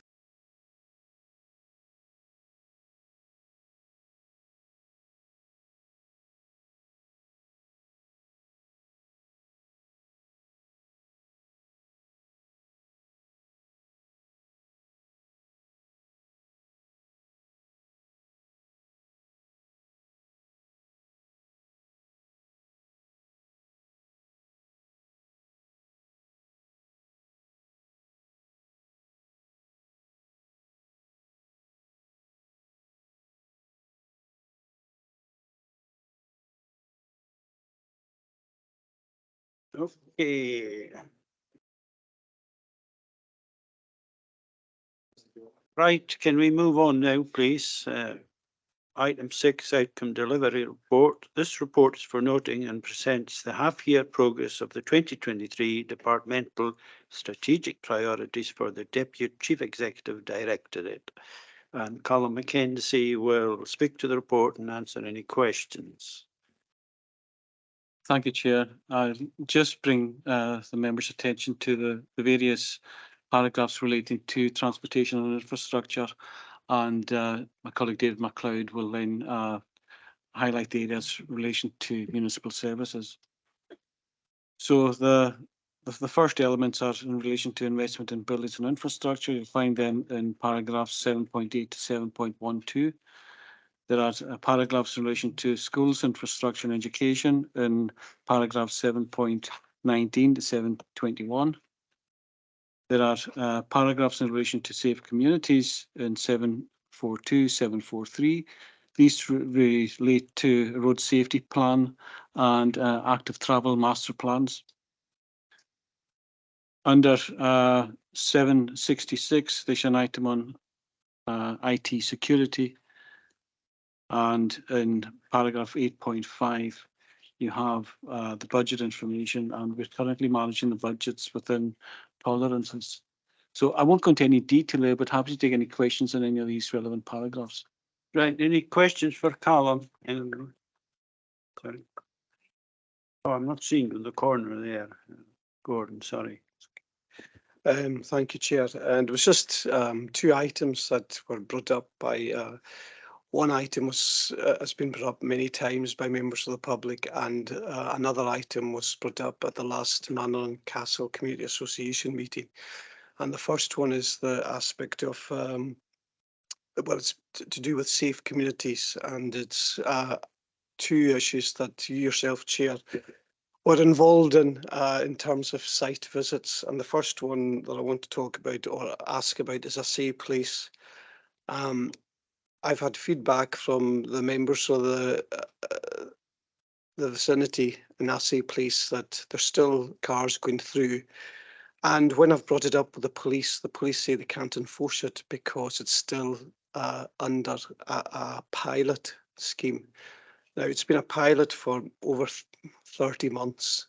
And I don't know if that's the standard, but I don't think it is. So I'd like to ask, when will it be actually implemented? Because it's causing a lot of frustration. It's been brought up every association, and I have been going through the chief executive to find out where it is. And the last response I had was that it was going through legal. Now, over 30 months is quite a stretch to try and keep on telling members of the community that it's still ongoing or we're still waiting. The second one is Tongue Road, which has been going on for a number of years as well. We were promised traffic calming issues down there, traffic calming measures such as rumble strips. I actually offered to have ward funding in place so that would alleviate some of the funding issues. And people have been really concerned about the speeds down there. They've been raising it with myself. Again, I've been going through the chief executive. I've been getting promises of this is going to be done this month, next month. Now it's been going on for, I think, a year and a half now. And they're just really frustrated. These are two issues that are causing real frustration. And I know we're supposed to be putting our communities at the heart of decision making, but it's quite disappointing that I have to raise this again alongside all the emails. I mean, it was last night. I had another one about Tongue Road, and it's a bit disconcerting that having to put them off all the time and not getting these things sorted when they have been decided upon and have been agreed upon. So just thought I'd raise these two. Can you keep your light on, Gordon, so that Calvin can answer? Assay Place first. Yeah, Assay Place. I mean, we're going through a process of that. It's one thing to have a pilot in place. These measures have to be enforced in some way. I appreciate just now we're going through the process to get the full traffic regulation orders in place. That just takes time to do. We've got quite a number of operational matters to deal with, and we have to prioritise within the section with the resources that we have. But Assay Place it's in the process of getting done. I appreciate it's taking time, but there are other priorities we need to deal with. So you don't have any kind of timelines for it then? It's hard to say because pressures you're under, going through the process, they require consultation as well. So we have to take recognition of what any consultation of the other members of the community are saying as well. So I can't give any direct time scales just now. I know it is in train. Chair, I mean, this was part of a Comhairle decision, and it took long enough to get to that Comhairle decision, yourself, and then there was objections that we had to go through, etc., which piled on the months. And then when it was agreed, it's now, what, nearly 3 years since it was as a pilot. I mean, I don't know, it's quite exasperating. I'm just representing the members of that area. They're exasperated about it. Well, we are in the process just now of making a full traffic regulation order, but the enforcement will go back to police for that regulation order. There will be nothing more that the council can do in terms of enforcement there. Chair, I understand, but it's still a pilot. Is that not under our responsibility? We can't enforce anything to do with road traffic issues. That's a police matter. So we have no. So it'll be a pilot and die, will it? Or when no, we are moving to the process of making it a permanent order on a temporary order. So that's sitting with legal at the moment. Well, it's a process that the technical staff work with the legal department in terms of making these things permanent. So there is to and fro Yeah, between yeah. us. And Town Road as well, which Gordon.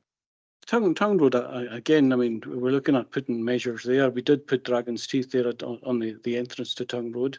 The member then wanted bramble strips put there as well. We have lots of priorities for white lining and marking. It is weather dependent, and the updates we've been given, we've been doing priorities and line marking. We will get round to it when we have a suitable weather window. So that's something we will do. But even with putting rumble strips on the entrance to a restricted speed road, it will still require enforcement, because that is not going to stop people breaking the speed limit. So again, we have taken matters forward with Police Scotland, in that we'll target these areas for enforcement, or they will. And we also put one of the mobile flashing 40 signs there as well. So, I mean, there's only so much that we can do as a local authority in certain areas. But really, when it comes to speeding traffic through any village or any road, it becomes an enforcement matter for the police. You meet with the police on a regular basis, don't you, Callum? Yes. Yes, you raise these issues constantly. I know that. Yeah. Gordon, you want to come back? You're frustrated, I know. See, it's just I don't feel reassured that. I mean, these two things were agreed upon. The Tongue Road, the rumble strips, that was agreed a year and a half ago. I can't understand there wasn't a weather window there to have it done.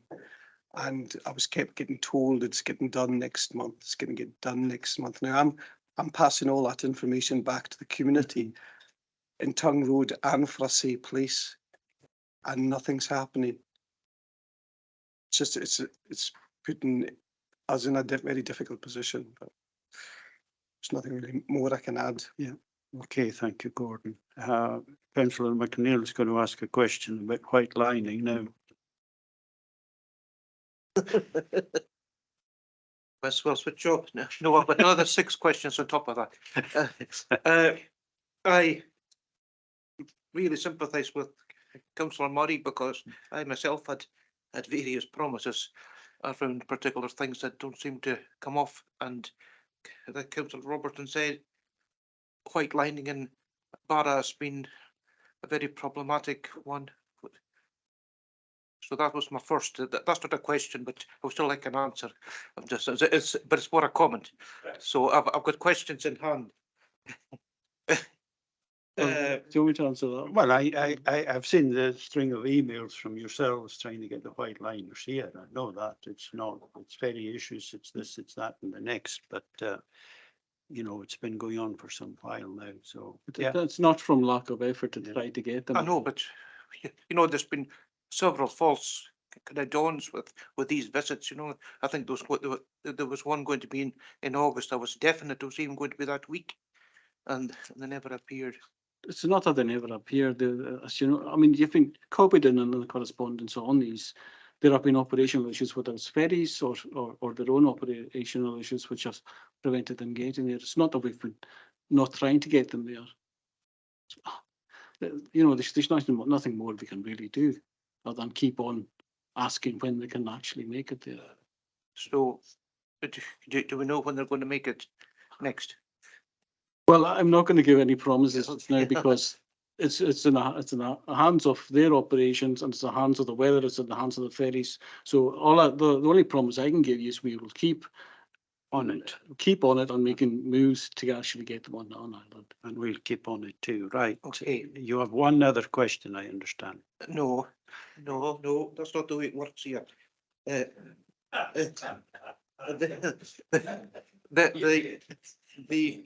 My next question's a much easier one, and still an ongoing one, is the Castleby School.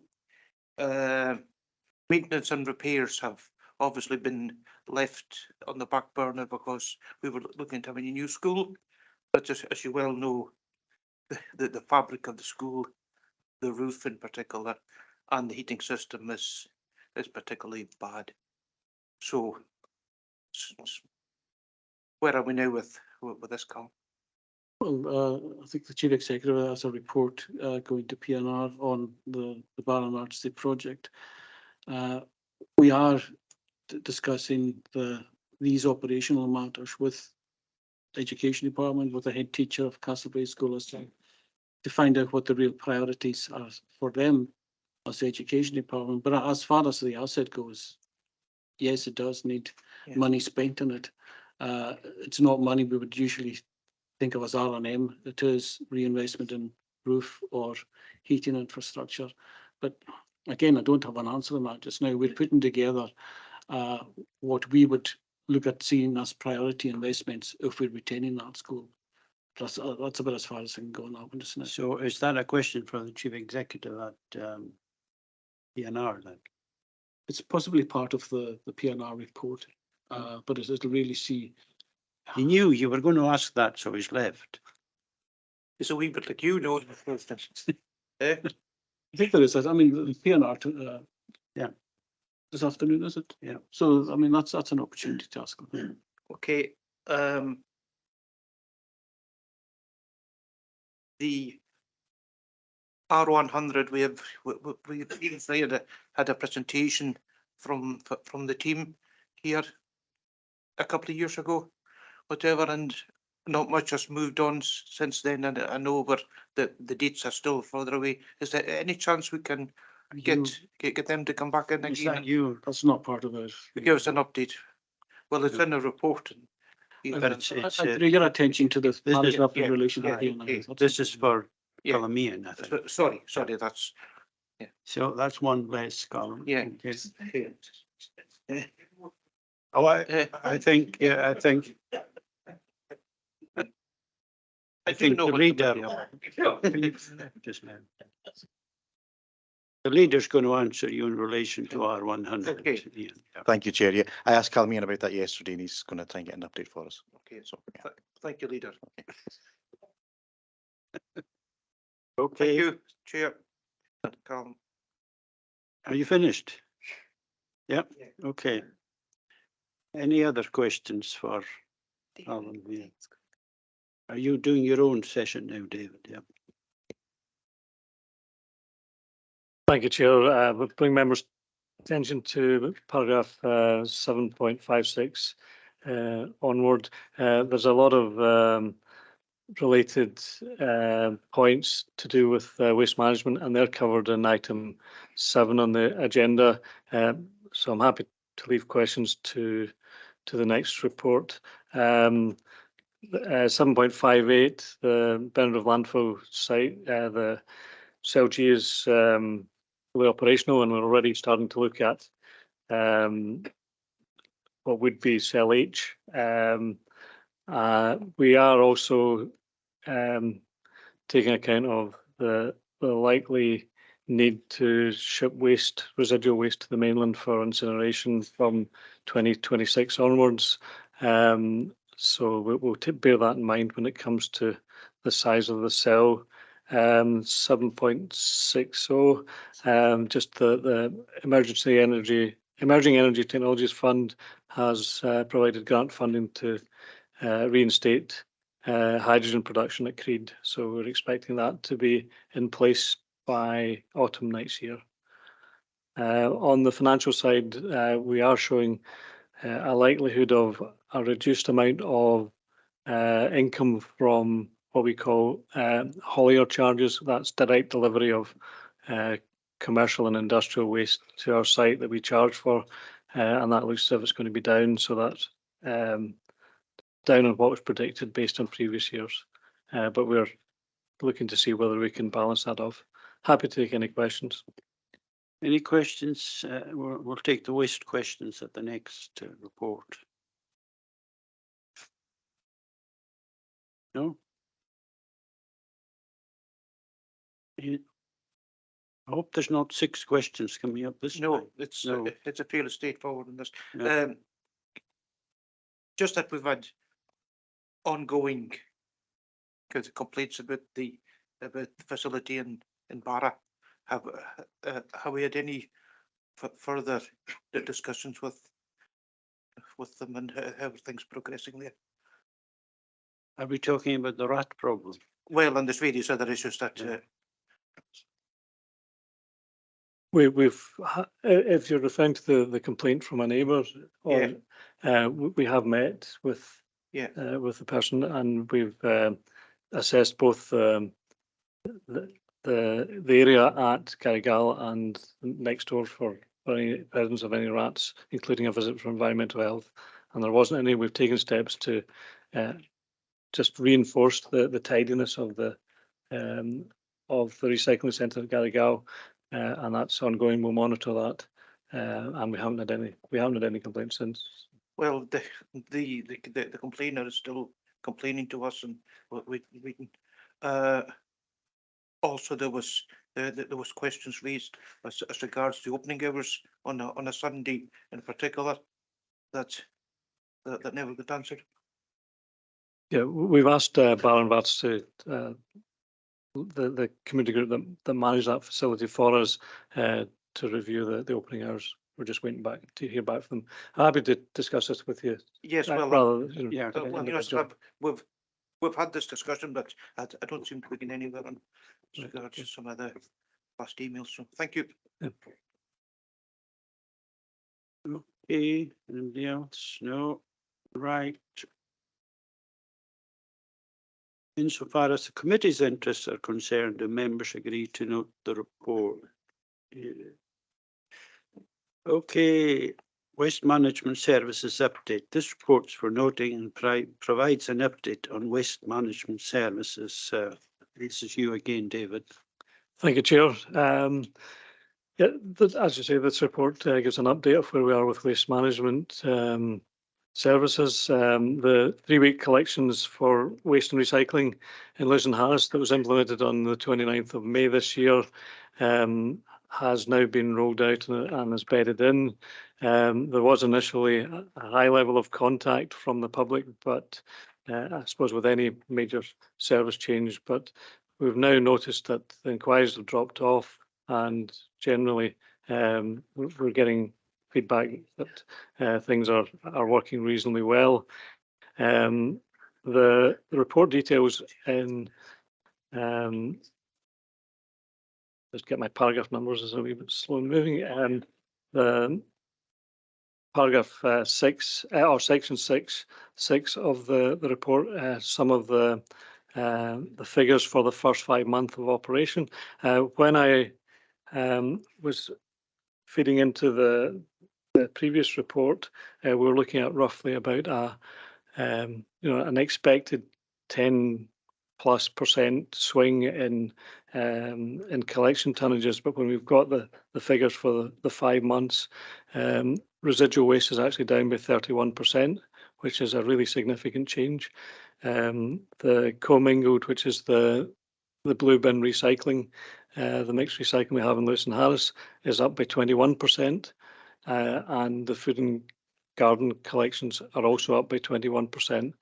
What's even more significant for us treating food and garden waste at Creed locally, the contamination levels are significantly down, noticeably down, which means that we're not rejecting waste back out into landfill because of contamination, because anything that involves removal of contamination will inevitably result in you having to dispose of good stuff.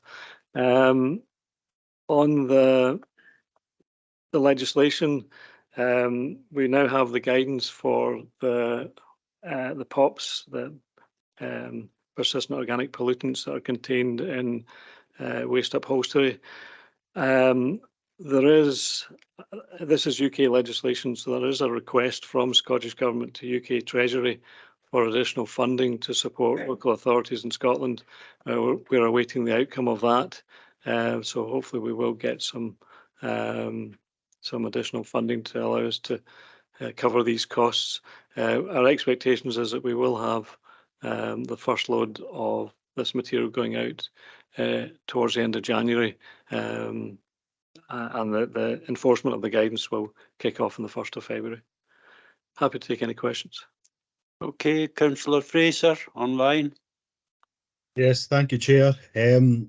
as a committed supporter of our invaluable local community skips, I have just a couple of questions for David relating to section 7 in this report.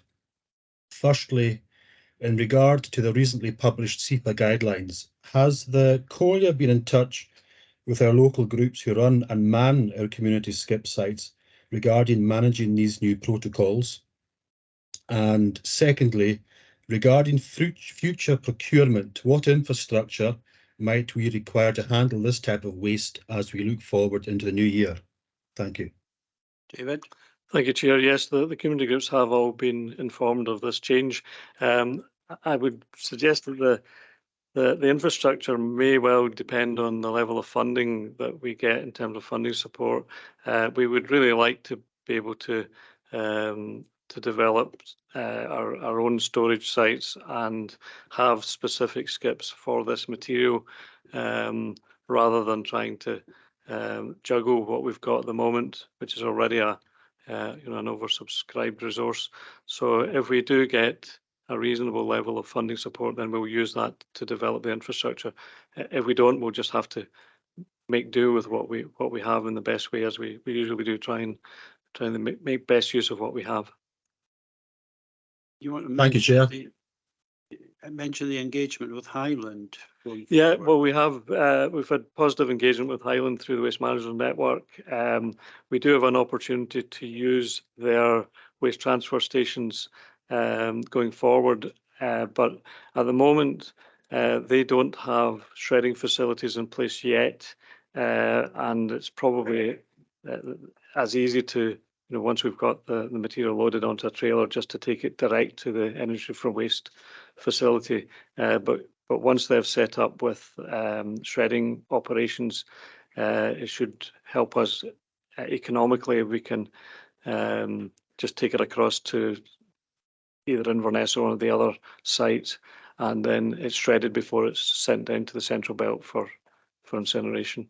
But we have got outline agreement with Highland Council colleagues to do that, and we'll work with them going forward. Okay, thank you, David. Are you happy with that response, Ronald? Yes, I am, Ushton. But I've got one slight supplementary. I've been contacted by several groups in my own ward who run these facilities regarding training, and if training will be required for them to understand the new protocols. Is that something that David's team would be amenable to if the request comes through for that? David? Yeah, absolutely, Chair.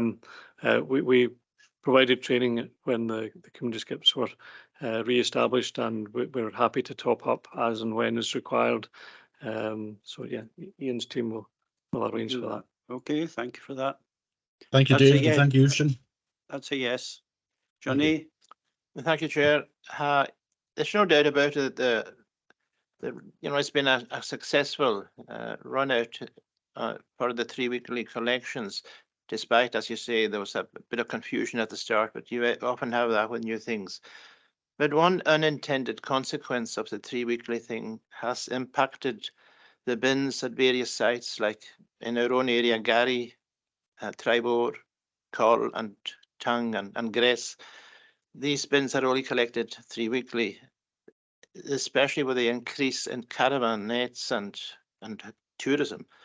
They're filled up right away. So is it possible to collect these more regular than the 3 weekly, because they fill up right away, and then people just leave the stuff beside them then, and it's encouraging rots and everything else. So it'd be good if we managed to address that problem.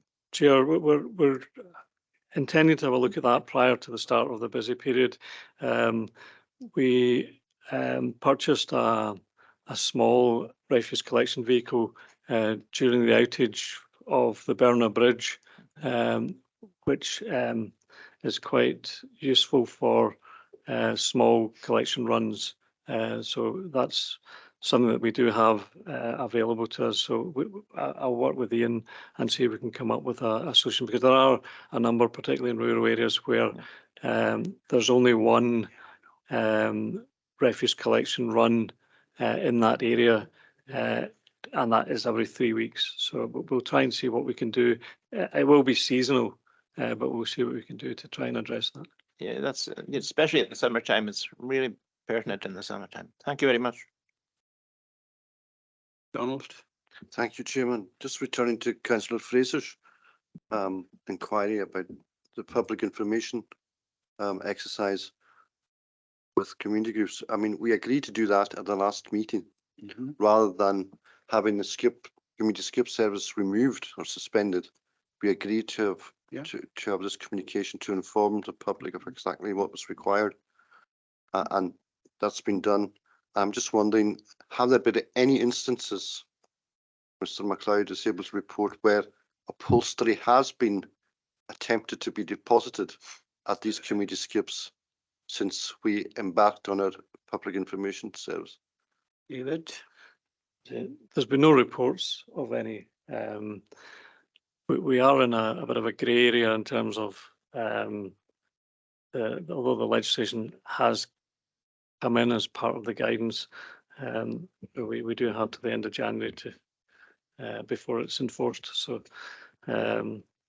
but certainly we've the feedback so far is that the message has gone out reasonably well. So that's been a success. Yeah. You know, that we've been able to communicate that to the public and not having to remove the service. Yeah, good, sensible decision by members, Donald. Yep. Yeah. Agreed.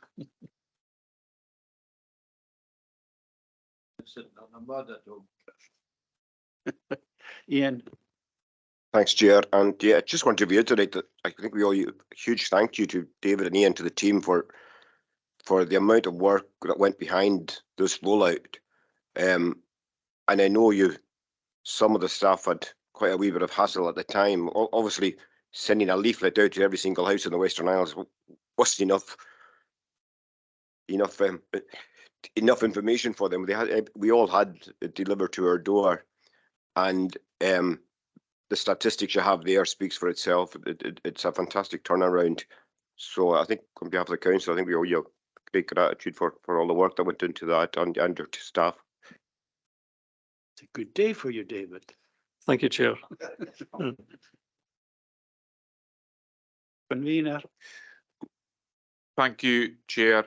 Just following on from Councillor McKeever's point about the waste that's been left at the tourism hotspots. Is there a possibility that, say, between May and September, they could be, collected on a weekly basis, throughout the Western Isles? Because I know there's quite a number of areas right throughout the island, the hotspots that, the bins overflow after a few days. So is there a possibility we could get these bins collected on a weekly basis rather than 3 weeks? I think the current issue is the cost of that and having available budget to do that. It may be something that if there was a tourism levy and additional funding available to the Comhairle to carry out that type of tourism related service that we could do. But the reality is that we don't have any extra budget to do that. What we do is make sure that in the areas where there's a crossover of service, we can double or should I say half the collection frequency. For example, if there's anything on this side of the Bernaug, what we call the crossroads, even though it's only 3 roads converging. But anything on this side, there's 2 bin lorries passing every 3 weeks. So we can do that sort of activity. But anything that would be specific, especially on a weekly frequency, we would really have to have a budget for that. So, as I said, if a tourism levy comes in and if there's a call on that, we would certainly be happy to put in a claim. So that's a no, Convener. Johnny, you want back in? Thank you again. It's just to comment on Councillor Crichton's suggestion. The last decision happened at a very appropriate time because a lot of the Guy Fawkes bonfires benefited from the decision not to put sofas into skips. So if we monitor the situation, we might see in the next time that there will be more sofas in skips, but unless we have strategic bonfires at different times of the year, just as we go, as we roll on to celebrate various things in the islands. Thank you. So were you out with the fireworks as well then? Norman. Yeah, thank you, Chair. And yes, it's good to see, David, that the bins have been a success, which is great. Obviously, it was the clientele in Bars and Brew with the pilot scheme who were very understanding and showed the rest how to do it, which is good. Anyway, it's a general question. If a community or community groups were to purchase their own skips, their own skip, would the council be in the position to pick up and empty these skips? I'm just thinking might save a wee bit of money for the council and give them a spare skip. Just a question. David, there's a question out of left field for you.